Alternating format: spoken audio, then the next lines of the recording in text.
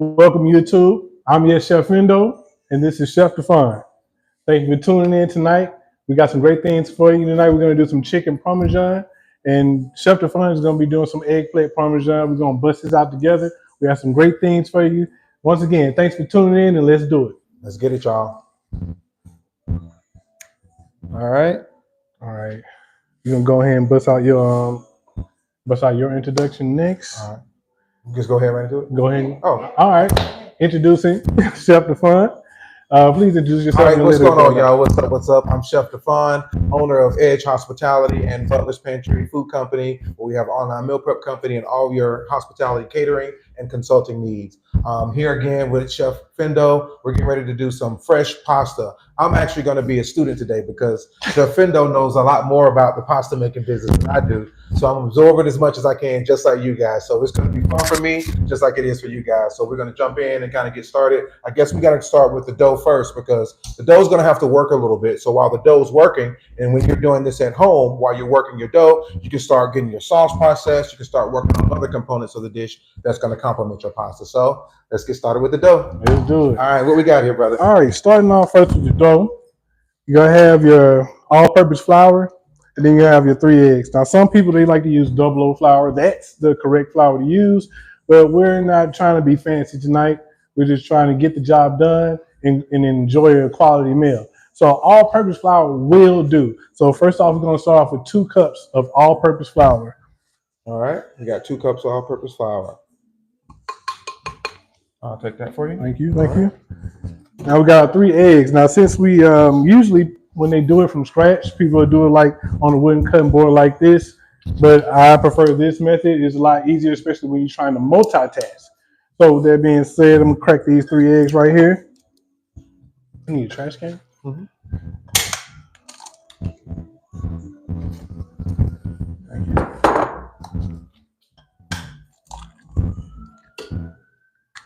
Make sure you don't have any eggshells in this as well. It will get into the pasta dough, and you will hear that crunch, and it tastes like sand. Hey, y'all, I'm still here. So you definitely don't want to get the eggshells. That is important, as he said, of making sure you put it in this glass.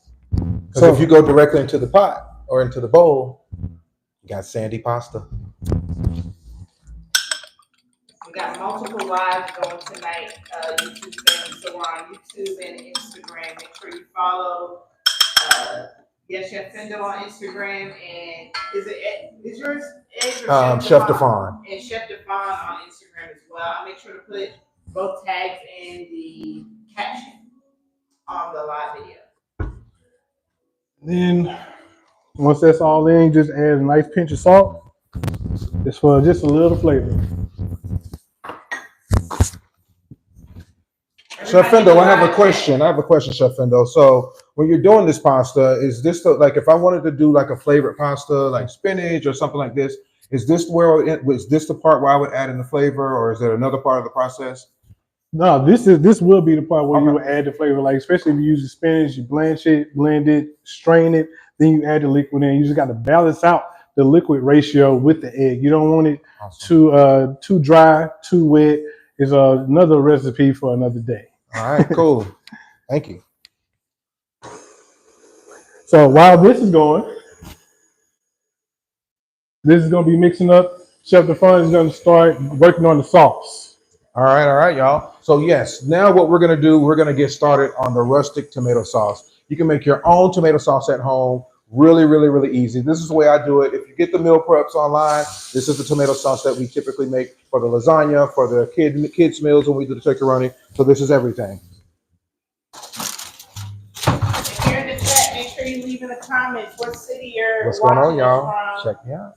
All right, so what we got here, so we're doing an Italian sauce. So I wanted to try to get as many authentic Italian products as we could. So I really like to use this particular brand, Cento, or tomatoes. We have the actual whole peel tomatoes, which are Italian, and then we also have the crushed tomato. So we're going to take all these components, and I want to make sure that we get a nice roast on it. So you want to put your oven at about 400 to 425 degrees, depending upon how hot your oven can get.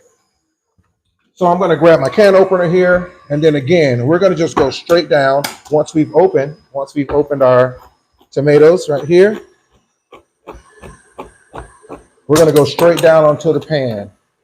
Straight down. Same thing with our crushed tomatoes. Also over here, guys, we're making chicken Parmesan and eggplant Parmesan. Over here, you're behind the scenes. You can see us working a little bit more. We're getting sauces fabricated, and we're also getting the pasta made over here. All right.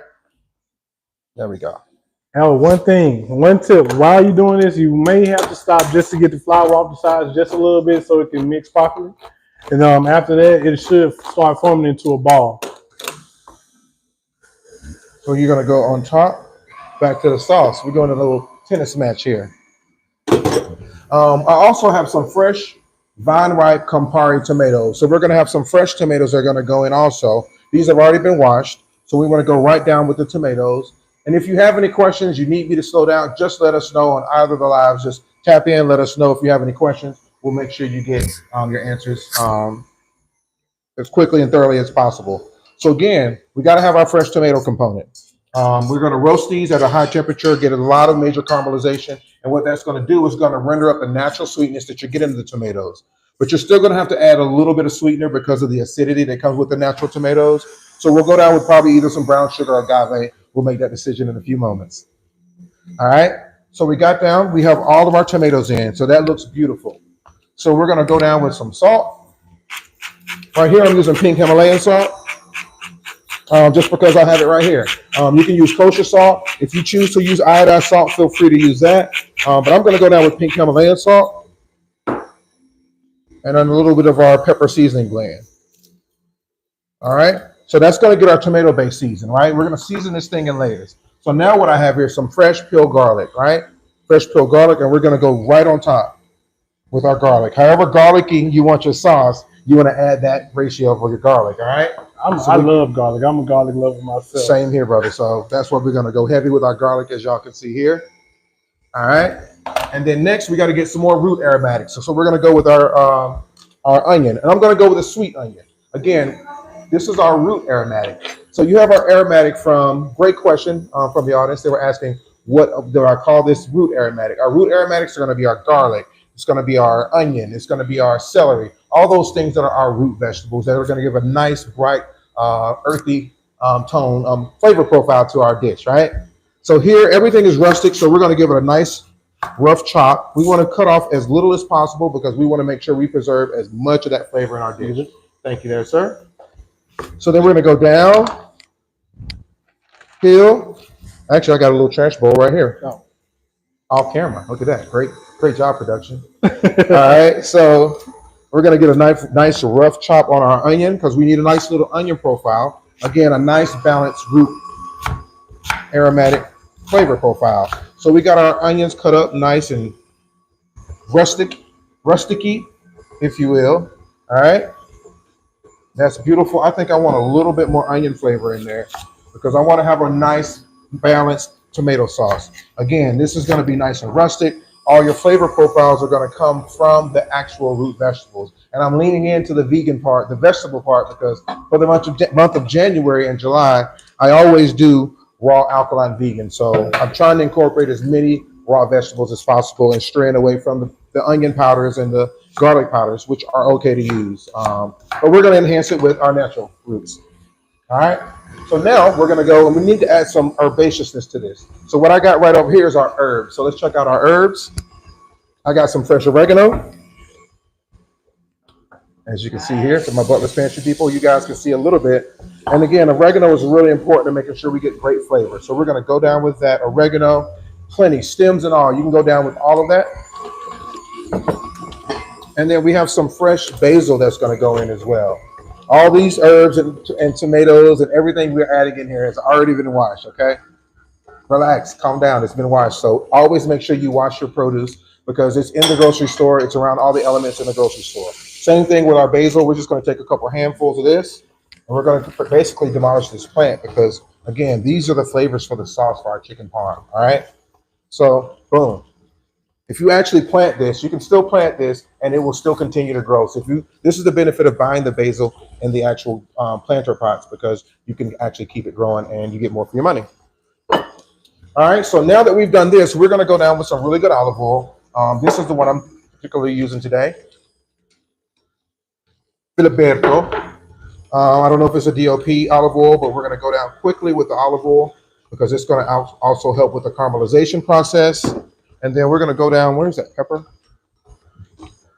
Right here in the magic cabinet, right behind me. So we're going to go down with some fresh cracked pepper. And this took me all of like maybe, 3-4 minutes to put together. In that amount of time, you can put together a fresh tomato sauce. All right. So now we're going to grab one of our tongs because we want to make sure this is all kind of coated under. You want to put your herbs more so on the bottom because the temperature is so hot that it will burn those more quickly. So you want to kind of massage those to the bottom. Leave your onions, your root aromatics and everything on the top. We salt and peppered this whole dish. And we'll also do some more secondary seasoning down the line. But now this goes in for about 30 minutes. All right. We're going to roast this for about 30 minutes on about 425-degree oven. If you see some char, the more char, the better, because you know that your caramelization is really setting in and it's enhancing the natural sugar. So let's go into the oven.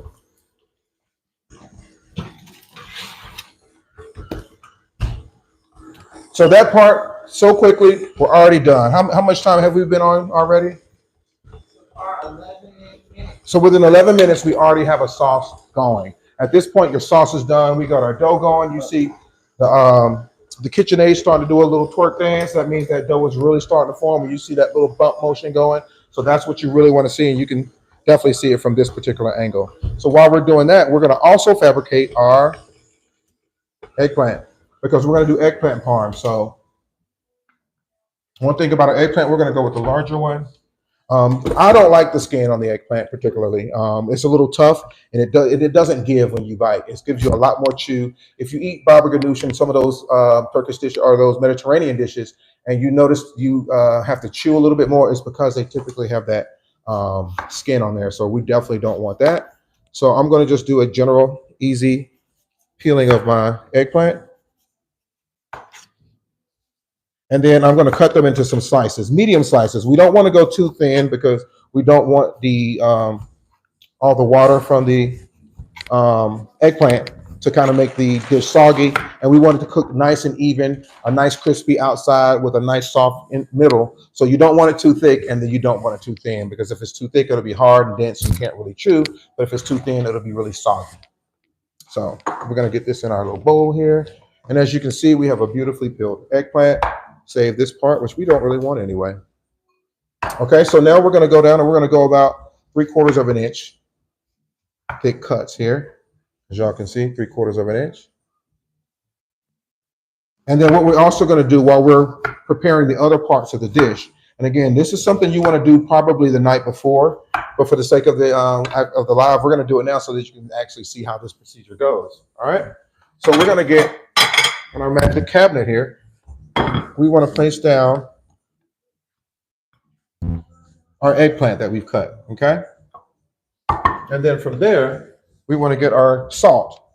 So why do you salt it? Yes, well, great question. I'm so glad you asked that question. Why do we salt the eggplant, he asked. Great question. We salt the eggplant because just a little science behind it. Water is always going to follow salt. Water is always going to follow salt. So if you're seasoning meat, in the case, and you make a braising sauce, the braising sauce should be slightly saltier than you would want because the salt is the vehicle. So what happens here, water. Salt is actually pulling and interacting with water when it's actually being that vehicle for flavor. And in the case for the eggplant, in that long explanation, the salt is going to actually pull the water out of the eggplant. For the reasons that I mentioned before, you don't want it too thin because it will get soggy. So if there's too much water inside of the eggplant will be soggy. In addition to that, that juice that the salt pulls out is also very, very bitter. So it also helps make the flavor of the eggplant more mild. So if you ever bite into some eggplant that's a little bit bitter, you can definitely trust and believe that the person that prepared that eggplant did not salt it prior. So here we are with our salted eggplant, and we're going to set this to the side. And you may have seen this technique on other things like steak. They'll put it like on top of the steak, on top of a wire rack, slide it in the fridge and let it sit overnight. That's to draw the moisture out of the steak, so it can be real nice and firm for you if you cook it, whether it's medium well or medium rare. Absolutely. That's the sound of magic. That means that our oven is right where we need it. We had 400 degrees. We're gonna bump it up about 25 more.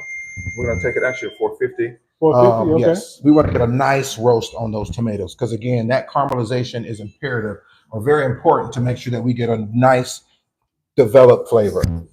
All right. We move on to the next sauce. Yes. Oh no, we can go ahead to the pasta. Yes, go ahead with that. Okay.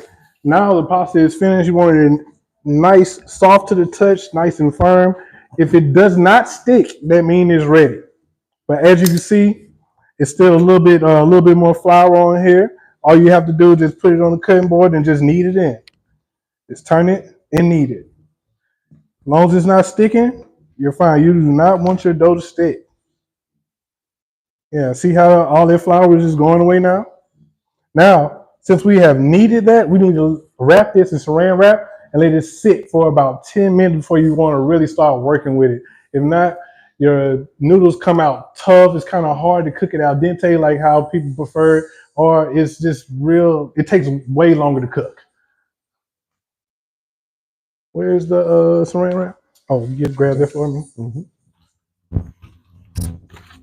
Our wonderful saran wrap with our magic cabinet there. Our magic cabinet. Our magic cabinet. All right, well, while that's going, we're going to go ahead and get started with our second sauce, right? So we're going to do a white wine sauce. So I'm going to take some root aromatics. We're going to have some garlic here, sun-dried tomatoes, and capers. It's going to build. You want to slice those, or you want to use a slicer? Oh, let's see that. I might cut myself, but let's try that. Oh no, it has a whole safety feature on it, all right, so you don't have cut a wonderful, yourself. nifty garlic slicer. You just put them in like this? Just put it in. Oh, yeah. I like lots of garlic. Bam, right. Press down, back and forth. So let's try this out, guys. Let's see what this is all about. We get some shaved garlic because I don't really like minced garlic.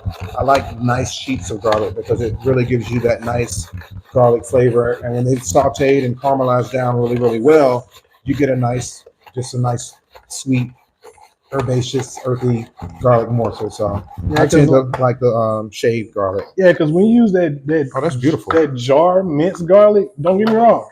I'm a fan of it. It works in most cases. But when I want to take my dishes up to the next level, I don't use it because that jar garlic can be kind of bitter sometimes, and I just don't like it. It's it doesn't taste fresh. I really like this tool. Yeah, I got it for $9 off of Amazon. Look at that. Shameless for a free plug. Right. All right. So I have some wonderful.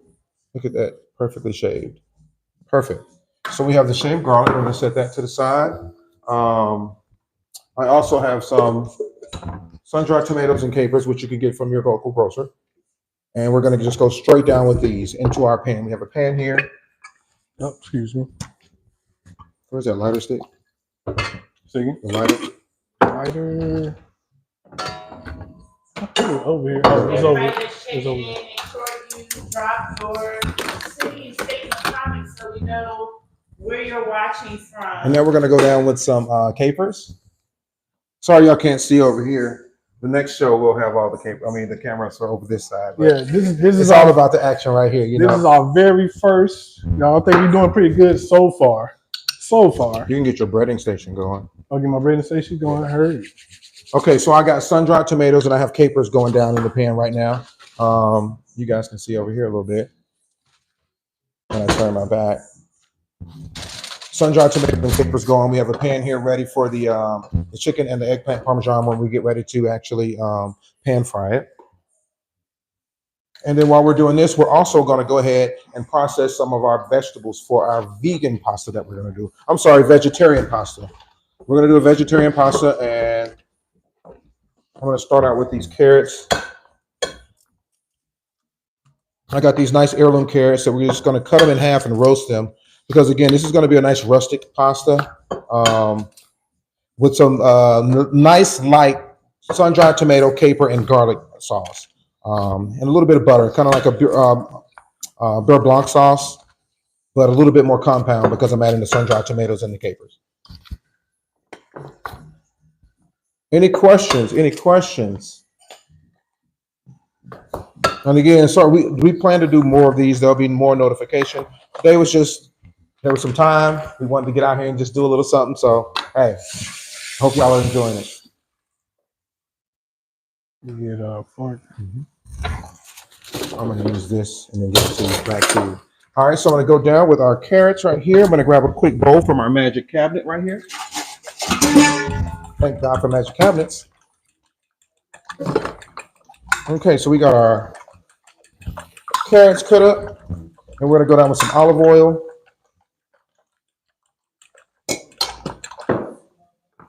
Our magic seasoning blend.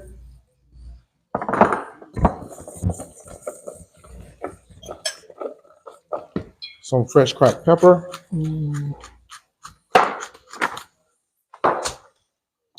Another magic seasoning. All right, so we get our carrots nice and coated. Nicely coated with plenty of oil. Taste it when it jumps out the bowl like that.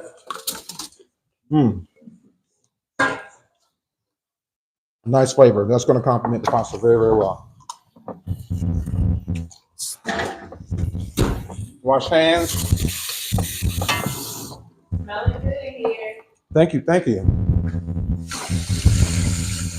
Okay, so we got our carrots going for the pasta, the vegetable pasta. So again, while the dough is resting, the sauce is cooking. We're now kind of manipulating, fabricating our vegetables so that we're able to kind of get everything going together, so everything's kind of finished at the same time. All about meal timing. So we have some fresh broccolini here. These were actually some of the larger stalks. So I'm gonna have to kind of process and break these down, because again, these are gonna go in our pasta. So we don't really want large, overwhelming pieces because it's a delicate dish that we're trying to prepare.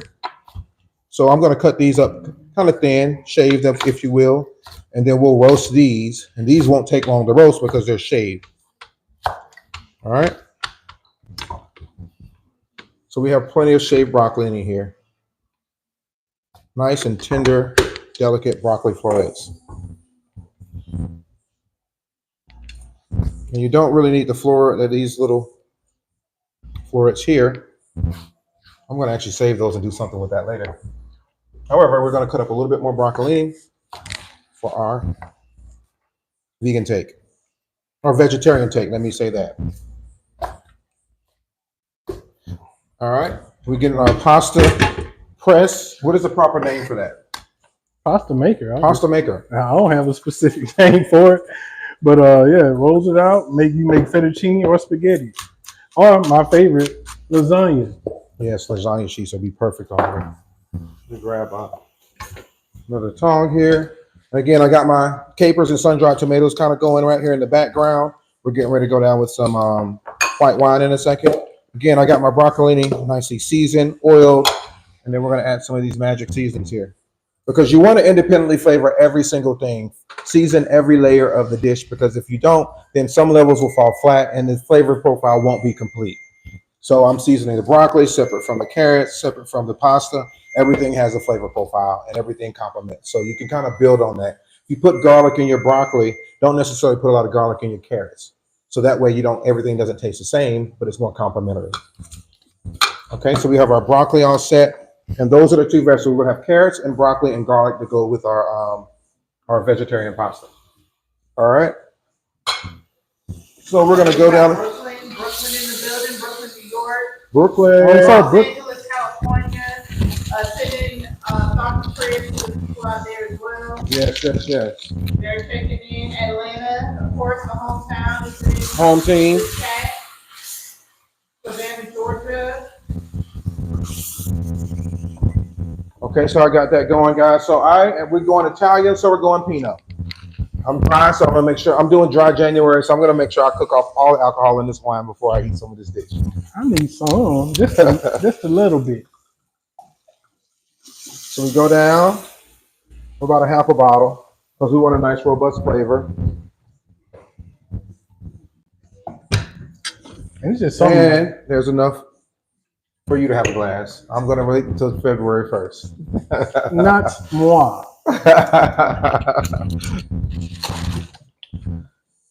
Satisfying. So I like a Pinot Grigio. I tend to go with the drier wines, unoaked wines. when I'm doing pasta. So I like that. Pinot Grigio, or I typically go with a Sauvignon Blanc. So that's where we are with that. All right, so we got our veggies going. We got our pasta cooking. Our pasta resting so we can press the pasta. Mm-hmm. And we got our sauce going here. So you about to reduce that, right? Yeah, so this is going to reduce for a while, and what reducing means is we're going to let the wine cook down, and we're going to evaporate some of those the water off. So once the water evaporates, then the flavor profile of the wine is going to intensify, and we have flavors in there like the sun-dried tomatoes and the capers, which are going to give us a little bit of acidity. It's going to give us some sweetness, and then we're also going to add this fresh garlic in there as well to give us that nice earthiness for our root vegetable flavor. Nice and robust. And we're going to also toss in some lemon. So gotta have that. So go down with our garlic, all the garlic. And that legit was probably like 15 garlic cloves. But you can't have too much garlic. You cannot have too much garlic. So Chef Dephon, y'all are cooking veggies and protein tonight. Yes. So Yeah. is there a specific order you're supposed to cook? Absolutely. Great question. If you're preparing in your home or in a professional kitchen, there's always order of things that you want to prepare your food, right? So if you're going to be preparing for a vegetarian, you want to make sure you fabricate all of your vegetarian components, all the vegetable components before you move on to the seafood, and then you move on to the pork and beef, and then you move on to your poultry. So it's in that sequential order in terms of how you should safely prepare. And it's based on the cook temperature that things are going to be cooked to. So vegetables have to be cooked to a lower temperature than fish, than poultry, than beef and pork, than poultry. And as we know, we cook things to a specific cooking temperature so that any foodborne illnesses or bacteria or pathogens are cooked or killed. So that's why you want to kind of start with the lower cooking temperatures and go to the ones that have the higher. That's kind of like the thought behind it, if you don't want to memorize exactly which is which. Yeah. Anything else, Chris? No, shorter version of just cross contamination. People don't want the beef touching their chicken touching their seafood, their vegetables. Just don't. As long as it's not touching together, we're fine. Make sure you always clean after you process each thing. Mm-hmm. Yes, sir. So I'm gonna put this on medium and let it kind of do its thing. We got some pasta. Oh, that's the pasta water. So next we can start processing our pasta. Mm-hmm. So let's clean this off for us a little sec. Unless are you finished with what you need?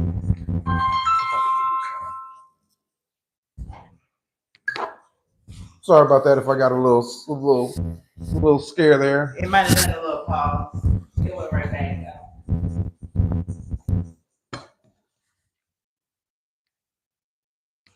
Gotta do something now where it's saying. How we doing? How we doing? Y'all good out here? Okay. All right. They still there? Yeah, we still got some people up in here. Same here. We got a few. Thank you for you 4 people that are in here. Yeah, thank you. No, they've been coming in and out of the room. So yeah, Appreciate y'all for coming on in. Over here, I don't think I got. You'll see an overall amount of people that were visiting that came in and out.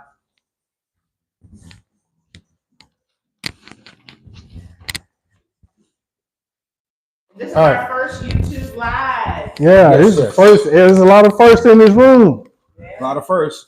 So again, everything in here is taking care of itself. We got our vegetables cooking. We basically pretty much done in terms of our vegetables when it comes to the pasta. So now all we have to do is make our pasta, and we're going to get our proteins going so that we can go ahead and assemble everything together. So really, really easy.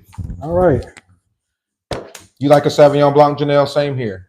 I typically like a Sauvignon Blanc, but since we were doing Italian, I decided that we'll go ahead and go with the Pinot Grigio. But I picked up the Sauvignon Blanc first, even though I can't drink it.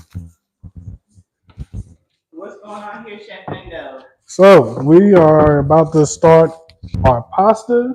We got our rested dough. I feel like it's rested enough. Press it, bounce back, fine. Let's see. Of course, when you're doing some pasta, you always got to have your flour on here so it doesn't stick. Now, this is when it's gonna start getting messy up in here now. Don't be afraid of it. So we're gonna press this out. Now we're not gonna do this whole thing at one time. I'm gonna cut this into thirds. Why are we doing thirds? Because some people do not know like you can really lose track of how this dough is going into it when you're feeding into Right. it. So you want it to be small enough so where you be able to handle it. The more you do it, the bigger you can go. But this one small piece right here can get pretty long. So like if I did this whole entire thing, it'll be long as my arms. So now we got this on. We're gonna get this. Go ahead and get it started. See where we at. Okay. All right. Now KitchenAid going. this Let me get y'all. this has 3 compartments. Hold up. Let's start this. Restart this. Hold on. Something's right there. There we go. What is that? There we go. Our sauce is going wonderfully here. We're gonna let it cook down a little bit more while he's over here. Sauce, you can just put your sauce on medium low, and it's completely fine. It'll be just perfect because again, it's gonna be a really light sauce. All right. Now we got that going. We're gonna just put a little bit of flour on here. All right. Now you want to have it a little bit flat. Try to shape it into a rectangle. Then we're gonna put it right here in this middle part and start flattening it out. We're gonna start at the highest level, and then work our way down.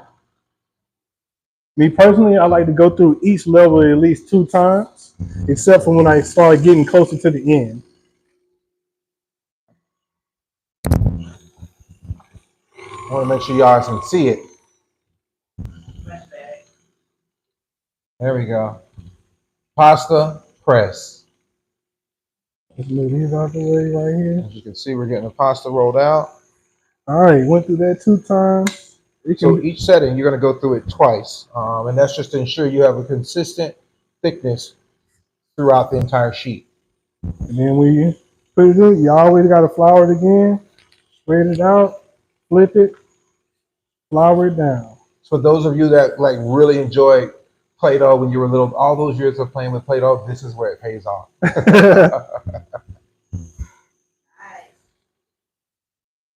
Look at that. What is the KitchenAid mixer doing to the pasta maker? What you have like what is it doing? Oh, it's spinning this right here. Like you can see this this attachment that goes to it through here. It's spinning this, making it go around. Are you talking about this little part right there? Well, however you have it working, I just want to show it. Oh, okay.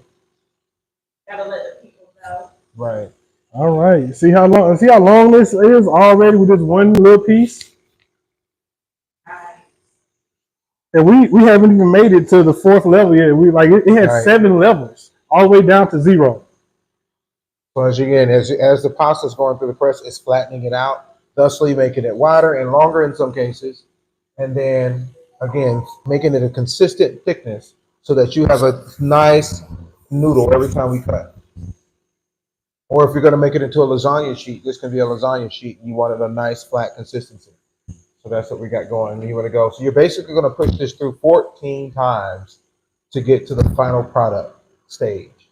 Now I know that may seem like a lot, but this is more fun. Which level are you on now? Right now I'm on level 3. Already on 3. See Almost halfway there.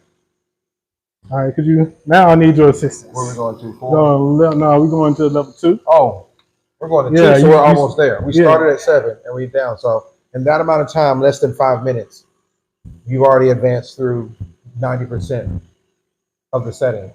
And as you can see how long it's getting. This is so cool. Now it's getting longer and longer.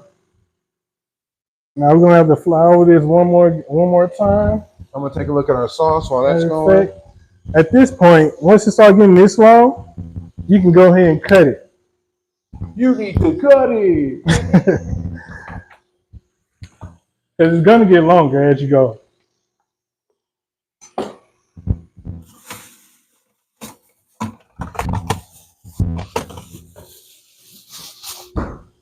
And when you're doing this pasta, you can do it in advance. You can have the dough already made. You can freeze it. When you're on your way to work, you can go ahead and thaw it out. By the time you get back home, it'll be ready for you right on the counter.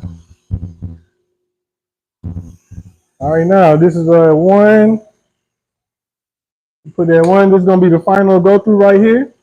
There we go. Finish line.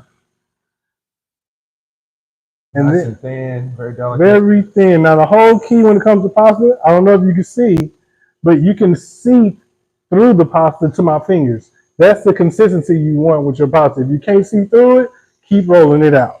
Can't see Now, through it, keep on doing it. so now we have this one piece. Some people like their noodles long, some people like them short. I'm gonna cut this in half, and then we're gonna go ahead and process this through the fettuccine. So we're gonna do fettuccine. Fettuccine noodles. And once again, our Maggie cabinet. Yeah, there we go.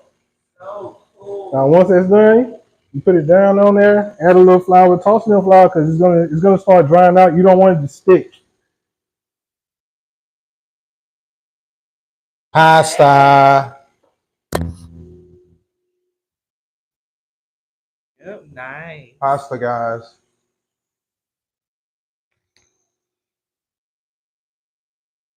Pasta. Nice. That looks good.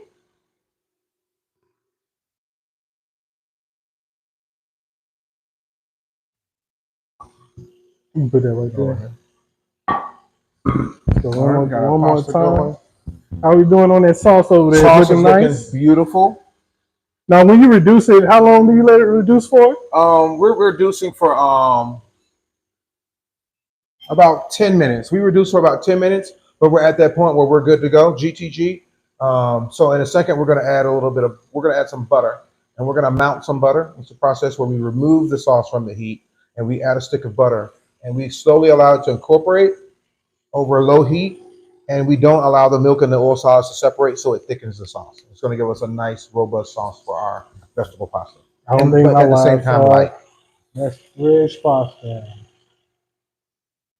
Pasta. All right, we're gonna keep on rolling here. There we go. And one thing I want you all to see right here,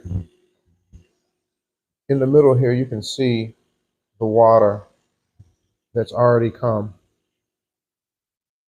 See right here? All this water. It's dark water as well. And again, it's bitter. So you definitely want to discard that. And you're going to end up rinsing these off with all the salt before we actually use them. So if you can see here, there's water right here. Y'all see that? That's the water that's already started to accumulate. That's being pulled from the eggplant. So you can see right here is the water. That brown water. And you don't want it, again, that water's bitter. As you can see, there's salt covering all of our eggplant, and it's pulling that bitter water. So very, very essential. Again, this is very, very essential. Don't skip this step. Hear me? Don't skip it. Right?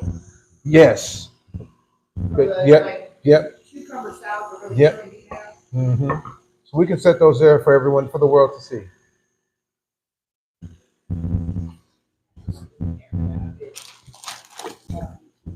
Okay. All right.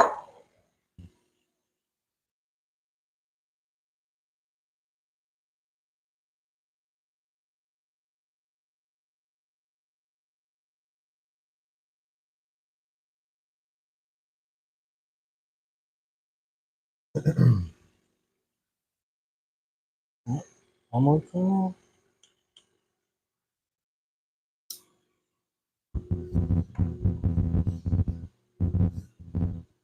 The sauce smells amazing.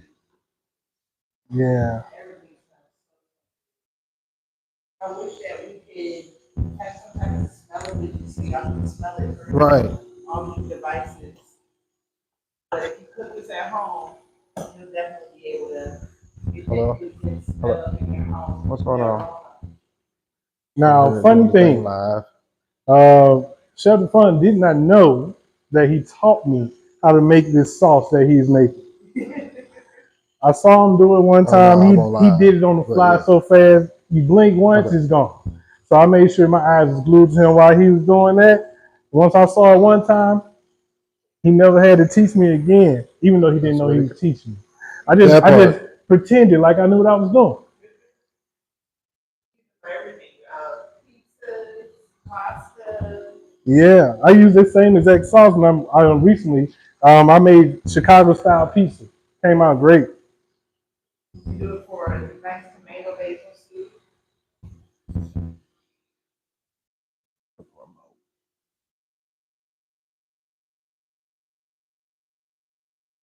See the remote. Remote. TV. It was on music. Great. When you get a Let me see if I got one in there.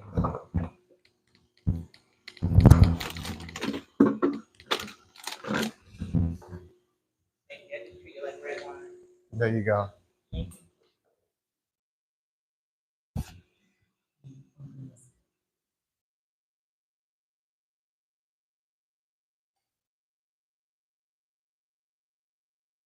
I don't know about y'all, but this is very therapeutic for me, especially when you're not on the rush. Just make it, and then you get to enjoy the favorite part about it is eating it. So,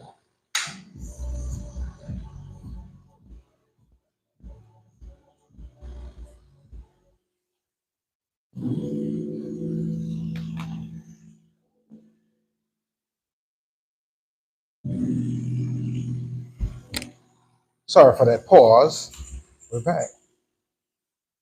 All right, look at this, y'all. We already got 75% of the pasta done. yeah, once you get a groove going, it just keeps going. That's it.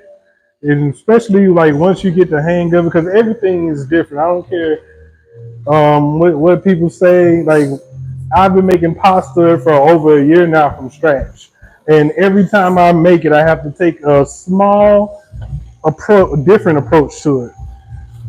But once you get experience enough to doing it, right, you just it's quick to adapt and adjust, pivot. Kosher salt. Kosher salt. I'm gonna go ahead and add some salt to our pasta water.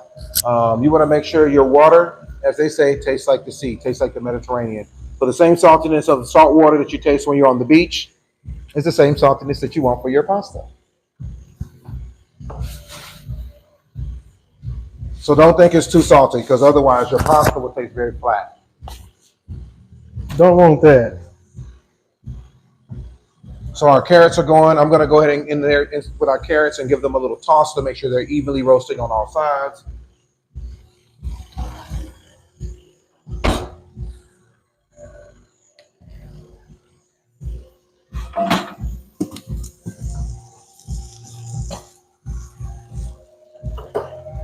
And I'm also going to go ahead and, these are carrots. They're looking great already. They're not quite there, but they look great. We're going to let them roast a little bit more, probably 5 more minutes. And then I'm going to add the broccolini and let that cook, finish cooking, because they don't take as long to get done. Our sauce is still going really, really well here. We're going to let that keep going. I did, in fact, bump the heat up to 500 degrees because I really want that caramelization. So you can't really go too high. And if you get a good amount of caramelization, don't think that you've ruined the product because you haven't. You really can't ruin this. The more caramelization you get, the better. Because, again, you have all that amazing fleshy fruit on the inside of that skin. That black part is not really going to bother it, and it's really going to enhance to that rustic, charred flavor. All right? That pasta looks amazing. Fun fact: when I first started cooking with Chef Dephon, Yes. I'm fresh out of culinary school. He's never been to culinary school, and I started cooking with him. And one of the first things he said, "Yo, put the oven on 450." I'm looking at him like he's crazy. He's like, "Oh, you still with the 350 boards?" I said, "What's the 350?" Right. I said, "The 350 boards." He said, "Oh, that's y'all cooking on 350. Yeah, we cook hard and fast over here." Hey, it gives you character. Hard and fast gives you character. So the whole cooking philosophy is nothing under 400 degrees when you're cooking. The old paradigm of 350 is more, for me, in my experience, is for baking, braising, or specific cooking techniques is when you utilize those lower. But when you're really cooking and you really want to give the food a great moment, a great vibe, you really want to give it a high temperature, because you can always, again, bring the temperature down to get the cook that you want, but you always want to make sure that food has that appealing caramelization. That's just so sexy. Now, for y'all that's going to try to do the 450 method, please be careful. If you're not used to it, it cooks fast on the outside than it does on the inside. Correct. But it is still a great method. That's a great method. And also, if it's cooking a little bit too fast, turn it down. Put a piece of aluminum foil over it. It'll still cook through perfectly fine. And they have that same beautiful color. Because again, we eat with our eyes more than we eat with our palate, you know, because our eyes usher it to the palate. I can start with our garlic butter. Give me one moment. Yeah, you sure can. So we're going to also do garlic bread. What kind of pasta moment can you have without some wonderful, wonderful garlic bread? So I'm going to clean one of these dishes that had some veggies in it. Give it a light wipe. Again, it's some of the things that's going right back in it. We had veggies in the dish, and we're going to go right back down and put some veggies in here because we're going to make a garlic butter for our bread. And I think that I'm going to use that same shave tool because just to have some shaved garlic when you open up that bread with your parsley, I think that's just going to be like the vibe we need for this garlic bread. So I'm going to take about 10 cloves of garlic, put it back down in our little shaving apparatus, and hey. So we're going to go down with all tons of garlic. All right, so I got shaved garlic for about 10 cloves. Pre-softened stick of butter.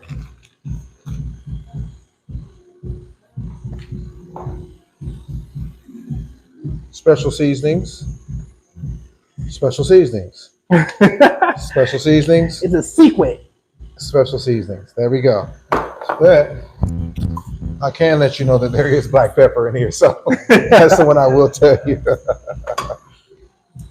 Definitely there's black pepper. And a good amount of that. Remember, this is going to be a spread for your bread, so you can go too heavy, especially if there's sodium, but you want to make sure you have plenty of flavor to spread around. Pun intended. Womp womp. I'm also going to go down with a little bit of fresh garlic paste as well, because it's garlic bread, so can you really have too much garlic? My magic cabinet, we're going to go down with some paprika as well. I like the color that paprika gives to the garlic bread. And then last but not least, over here, would you mind handing me nothing? Because you're actually handling pasta. Some fresh curly parsley. What is garlic bread without some parsley?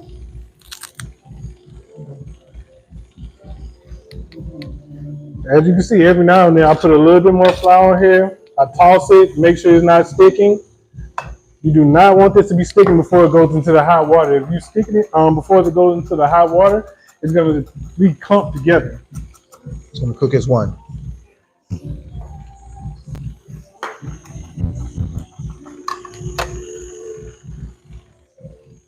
Parsley.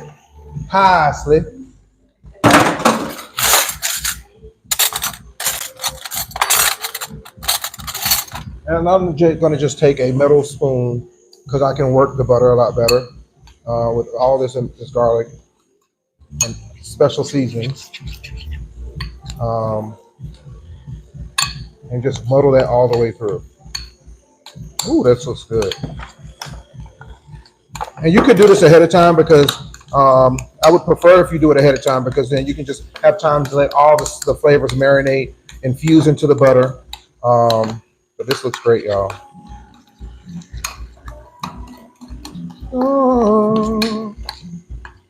So we got parsley, paprika, salt, pepper, garlic, and then whatever other special things that you want to add to make it your own.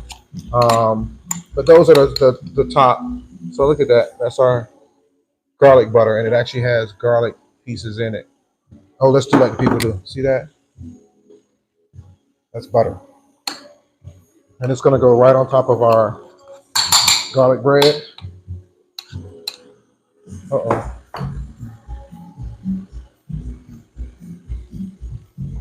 See that, y'all? This is garlic butter. That hanging down, that's a piece of garlic. So that's going to imagine that being on the bread, and when you're biting the bread, that wonderful garlic. See that, y'all? This is the garlic butter. See the garlic hanging? That's going to be delicious.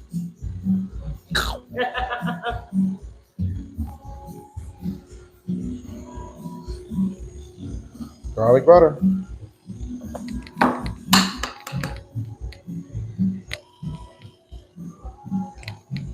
A little more salt.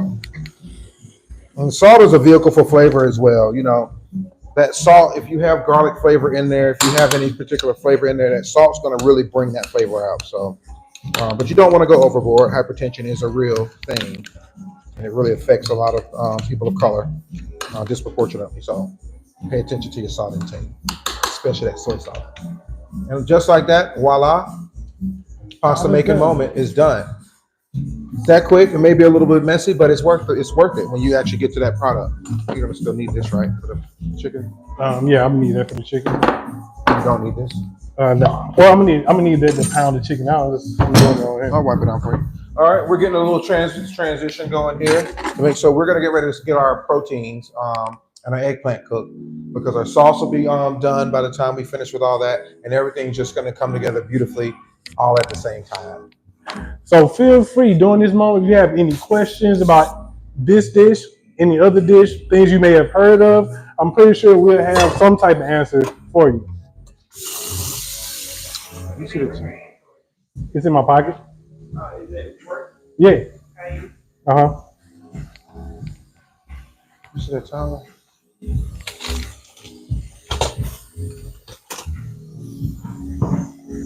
Ooh, what? You see the towel? Yeah. Towel. Oh, look on the table over there.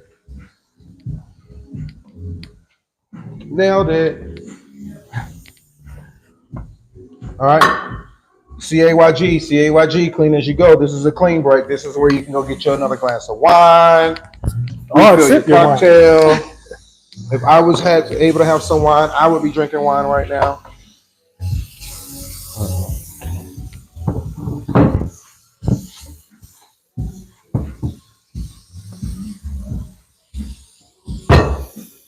You only got to do like 2 pieces. You're just doing enough of the line. Okay. All right. So we got a clean cutting board.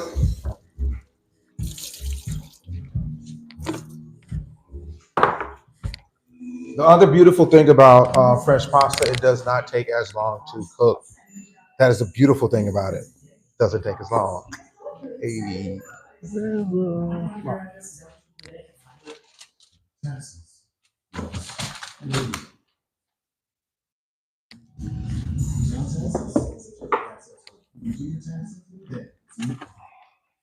All right, so what we got going here? So right now we're gonna pound out these chicken breasts. As you see, I got them all nice and trimmed up. While you do that, I'm tossing my broccoli into the oven because my carrots look amazing. Now, you can see they're this size right now, but once you pound it out, you see how uneven it is? Like, we want to get that thick part nice and even so it can cook through evenly, especially when we shallow fry it and we're going to finish it off in the oven. So could you tell me if it's not even, what are some of the challenges that you could see, like from it not being even? What would happen? What are some of the things that? Well, if it's not even when it's pounded out, well, one thing, this end of the chicken will cook faster than this part of the chicken, especially when we're not the 350 boys, we 450 boys. So this part, it'll cook fast on the outside and it'll be raw in the middle. We do not want to get anybody sick. Sound my now? We do not want to get anybody sick. So now we get that. Oops. Put some saran wrap on top of that. It's butter, y'all. I accidentally got some on my finger. And we're gonna just flatten it out. It's not a nail. You gotta remember that. You just a nice soft pound. Start at the top. Go in a circle. And until we get to the thickness that you want. See, now we're getting there.